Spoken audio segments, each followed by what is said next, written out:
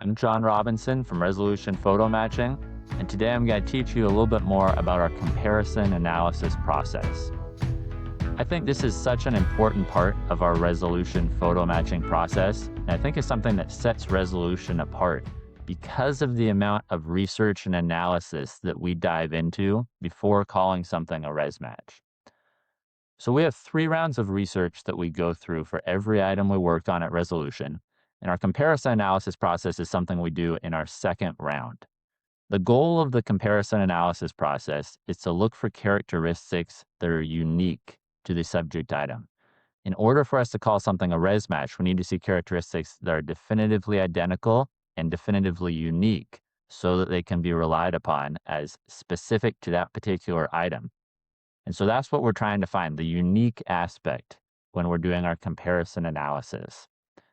So what we do in our comparison analysis is we're looking for typically about 7 to 10 examples of items that are essentially identical in all ways to the subject item. And what I mean by identical is if we're going to take an example of a Lionel Messi 2007 Barcelona jersey. So we're going to look for 7 to 10 other examples of items from the same year, the same team, the same manufacturer. Sometimes it might even be the same player, also a Lionel Messi jersey that is a different jersey he wore at some other point in the season. So those are going to be the types of examples that we're using in the comparison analysis. During that process, we're going to go through each potential matching characteristic that we see as we've gone through the matching research that we've done. And then we're going to pass it through each comparison example to see whether it's unique on each different example.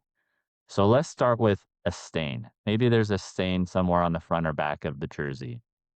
It's a certain shape, a certain size. We're going to compare that stain that's on the subject jersey and in apparent matching images, and we're going to compare it to each of those different comparison analysis examples. So maybe on a different player, the stain's not there at all. Another example, there is a stain, but it's a different shape and in a different part of the jersey. If we can see that it's unique compared to every different example, that's going to pass the comparison analysis process, and that's now a characteristic we can rely upon.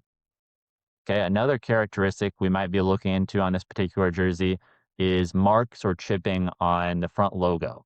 So on this style of jersey, there's custom screened lettering and logos. And let's say on the logo, there's a certain unique, or what we think might be a unique chip. Again, we're going to compare it to each different of our typically 7 to 10 comparison examples. Make sure there's not a chip in that same location of that same shape on any of those different examples to confirm that it is in fact unique to that specific subject jersey. Okay, let's look at another potential matching characteristic, the alignment of the lettering with the stripes, the blue and red stripes on the front and back, but we're going to look at the front of this style of jersey.